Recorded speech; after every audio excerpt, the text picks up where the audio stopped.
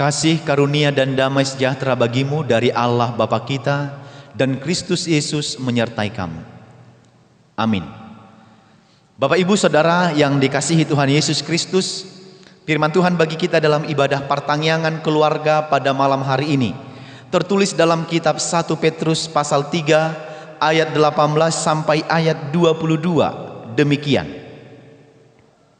Sebab juga Kristus telah mati sekali untuk segala dosa kita, Ia yang benar untuk orang-orang yang tidak benar, supaya Ia membawa kita kepada Allah. Ia yang telah dibunuh dalam keadaannya sebagai manusia, tetapi yang telah dibangkitkan menurut roh.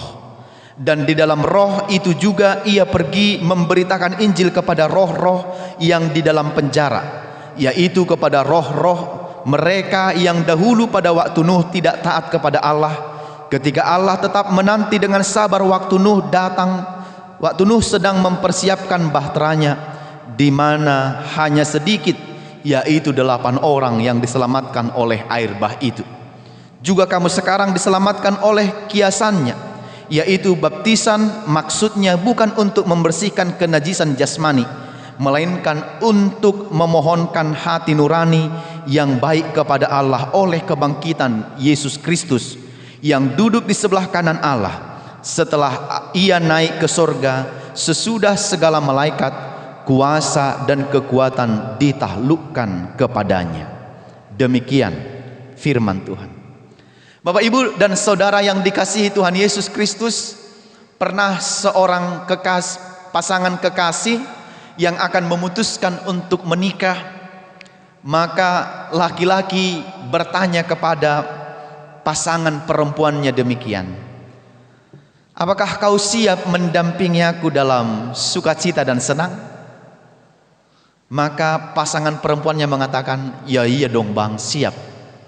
Mana ada orang yang gak siap mendampingi dalam kondisi senang. Lalu pertanyaan kedua, apakah engkau siap menghadapi aku dalam menderita? Selanjutnya perempuan ini berpikir panjang. Bang, kalau untuk menderita aku tidak siap.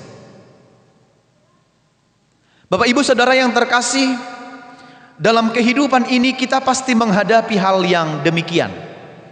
Kita kadang senang, kadang bergumul, menghadapi penderitaan, dan itu adalah hal lumrah sepanjang kita hidup di tengah-tengah dunia ini. Dan tidak ada orang yang terlahir ke dunia ini, mulai dari awal dia lahir sampai meninggalkan dunia ini, hanya hidup dalam senang terus. Dan tidak ada orang yang hidup di dunia ini, mulai dari awal dia lahir sampai pada meninggalkan dunia ini, sulit dan menderita terus. Tapi kedua hal ini datang silih berganti dalam kehidupan kita. Kita juga terkadang menghadapi penderitaan, tapi ingatlah, Yesus sebagai Tuhan dan Allah kita pun pernah mengalami penderitaan.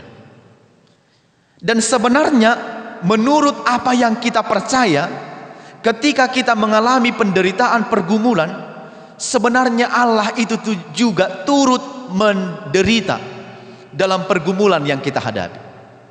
Jadi Allah turut menderita, menyaksikan, melihat apa yang sedang kita alami.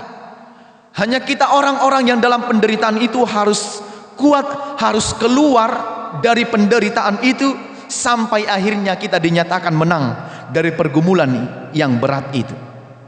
Lalu bagaimana kita sebagai orang yang percaya menghadapi berbagai-bagai tekanan, penganiayaan, penderitaan dalam hidup kita ini? Firman ini menjelaskan tentang bagaimana Petrus membawa berita keselamatan yang dilakukan oleh Tuhan di dalam Yesus Kristus kepada orang yang bukan Yahudi dalam firman ini. Bagaimana Rasul Petrus memberitakan tentang kebenaran firman Tuhan kepada orang-orang yang bukan Yahudi. Dia memberitakan bahwa Kristus adalah hamba yang menderita melalui kematiannya menjadi penebusan bagi orang-orang berdosa. Maka melalui hal ini, melalui kesadaran ini, Rasul Petrus tahu dan ia sadar betul bahwa ada banyak pergumulan ketika kita memberitakan kebenaran. Aku nggak pedulilah, katanya begitu. Mau dia lakukan apa urusannya, aku tidak peduli. Nanti kalau ku ingatkan, justru dia yang marah sama aku. Bapak Ibu, berarti kita tidak siap menderita menyatakan kebenaran. Kalau begitu kita tidak siap mengubah diri kita dan mengubah orang lain. Kita hanya ada dalam posisi nyaman. Kalaupun orang lain berbuat jahat, urusannya. Yang penting tidak mengganggu diri kita sendiri. Begitu kira-kira. Tetapi hidup kita sebagai orang percaya tidak demikian. Malah Rasul Petrus katakan, melalui penderitaan Yesus itu harus menjadi khotbah bagi dirinya dan bagi orang-orang. Itulah yang menjadi bekal dia, itulah yang menjadi pegangan dan kekuatan dia memberitakan Injil. Penderitaan yang kuhadapi ini tidak seberapa dengan apa yang sudah dikorbankan Kristus untukku. Itu adalah bagian dari moto pelayanan Petrus. Jika aku mengalami penderitaan ini sebentar, jika aku mengalami penganiayaan ini sebentar, itu tidak jauh lebih sakit, lebih bergumul dari apa yang sudah dialami oleh Yesus untuk berkorban demi aku dan untuk menyelamatkan aku. Pernahkah kita berpikir demikian ketika kita akan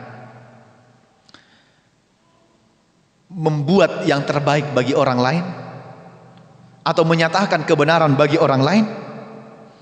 Jadi Petrus itu betul-betul memiliki satu trik dan memiliki satu hal yang bisa menguatkan dirinya supaya ia kuat menghadapi berbagai macam pengejaran, tuduhan, penganiayaan dari orang-orang yang tidak suka tentang pemberitaan Injil.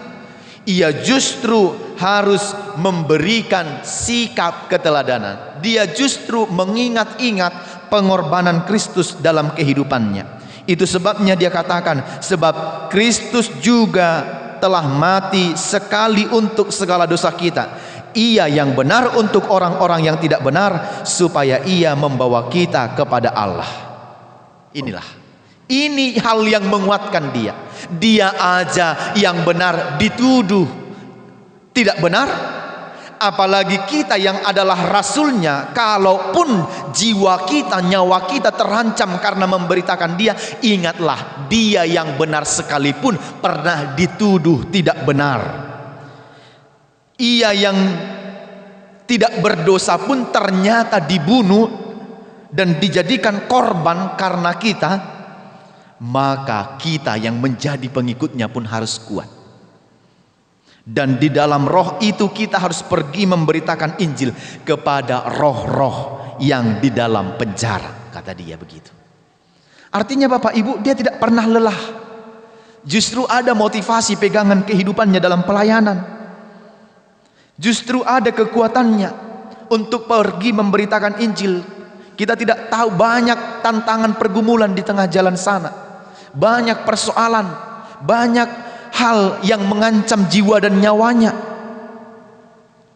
Bahkan untuk memberitakan kepada roh-roh yang terpenjara yang dinyatakan dalam ayat 20 itu, yaitu kepada roh-roh mereka yang dahulu pada waktu Nuh tidak taat kepada Allah. Maka Rasul Petrus menghadapi banyak pergumulan berat dalam pelayanannya. Bukan pelayanan yang mudah yang akan dia lakukan, bahkan nyawanya harus menjadi taruhannya. Begitulah orang-orang percaya, bersedia menanggung kesulitan, bersedia menanggung penderitaan seperti yang dialami oleh Yesus. Itulah salib itu. Itulah tantangan kita. Itulah yang harus kita pikul. Harus siap menderita untuk menghasilkan sesuatu yang berkualitas. Harus siap menderita untuk agar firman Tuhan sampai kepada banyak orang. Harus siap membangun iman orang-orang percaya supaya mereka tidak putus asa dan hilang pengharapan. Supaya siap membangun orang-orang yang tidak memiliki pengharapan lagi, yang menghadapi tekanan-tekanan dalam hidupnya, supaya kembali bangkit dan memiliki pengharapan akan Kristus. Demikian juga jika sebentar kita menderita, Allah akan menyempurnakan tujuannya melalui ketaatan dan kesetiaan kita. Memang benar bahwa Petrus menuliskan surat ini supaya menguatkan iman orang-orang yang sedang mengalami penganiayaan dan tekanan. Karena mereka percaya kepada Kristus. Akibat dari orang-orang Kristen yang tidak mau menyembah berhala ini, mereka dikucilkan. Mereka tidak disenangi dan tidak disukai oleh orang-orang yang ketika itu pada saat Kristen yang mula-mula. Akhirnya banyak dari mereka yang disiksa, dianiaya, dipukul karena percaya kepada Kristus. Ini tantangan. Karena mereka percaya kepada Kristus, banyak orang yang tidak suka kepada mereka.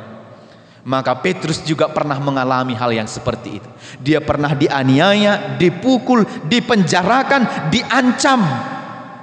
Tapi keyakinannya kepada Kristus tidak pernah tergoyahkan.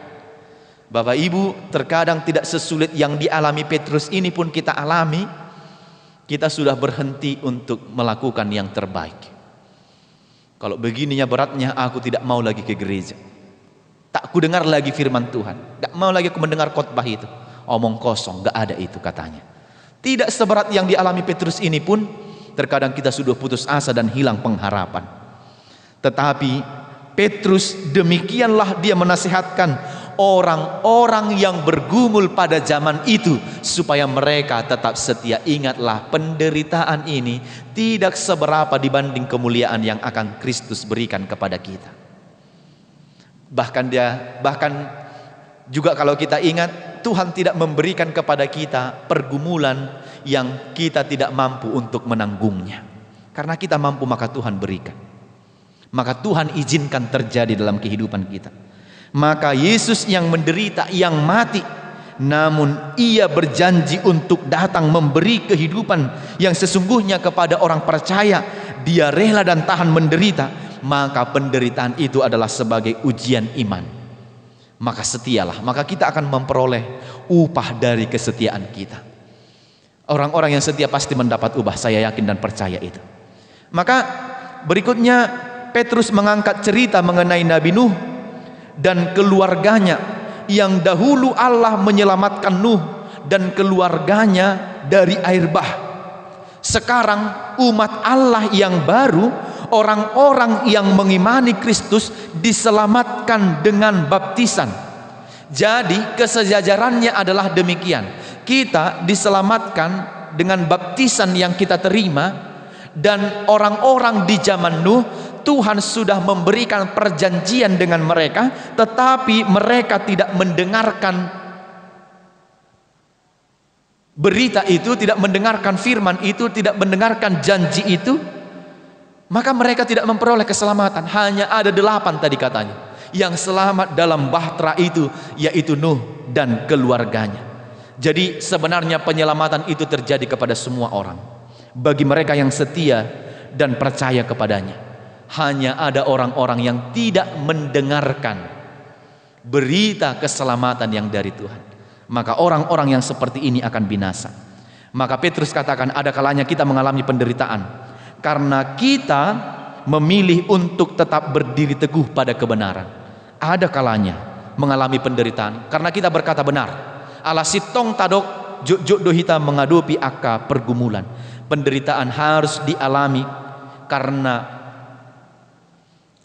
orang berbuat jahat itu wajar. Tetapi penderitaan karena orang berbuat baik itu adalah berkat.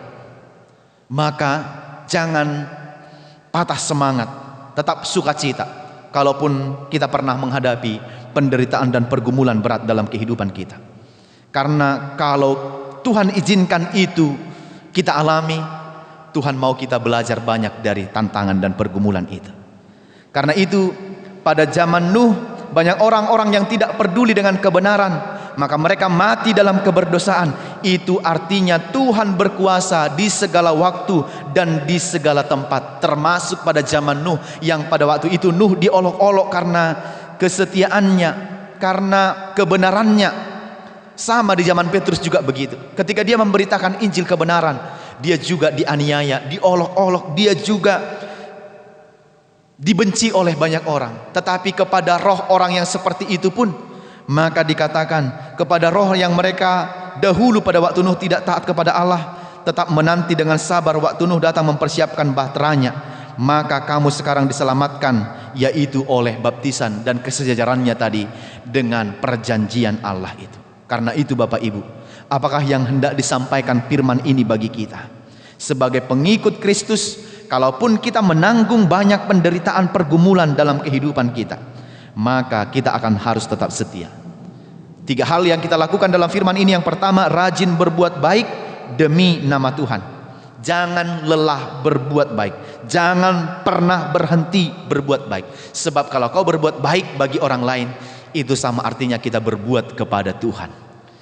Itu sebabnya kenapa kita tidak boleh berhenti berbuat kebaikan kepada siapapun. Apa yang kita lakukan adalah seperti berbuat kepada Tuhan. Yang kedua, taat akan perintah Tuhan meskipun ada banyak penderitaan yang datang mencobai kita. Ini yang menjadi pertanyaannya, bisa nggak kita tetap taat dalam perintah Tuhan dan melakukan yang terbaik bagi sesama kita walaupun pencobaan itu sedang kita alami. Karena ingatlah Bapak Ibu bahwa Tuhan tidak pernah meninggalkan kita saat dalam pencobaan. Dia selalu beserta dengan kita. Dia tetap mengamati kita supaya kita tidak sampai atau iblis menguasai hati kita sehingga kita jatuh dalam pencobaan itu dan nyawa kita direnggut oleh iblis. Yang ketiga dan yang terakhir adalah janji dan kuasa Tuhan tetap bagi orang yang percaya. Ingatlah bahwa Ia selalu menyertai kita, menolong kita. Bahwa janji dan kuasa Tuhan tetap bagi orang-orang yang percaya. Dia menyertai kita, menyelamatkan kita, menguatkan kita, meneguhkan kita. Sebab janjinya adalah ya dan amin. Kuasa Tuhan juga tetap bagi orang-orang yang percaya.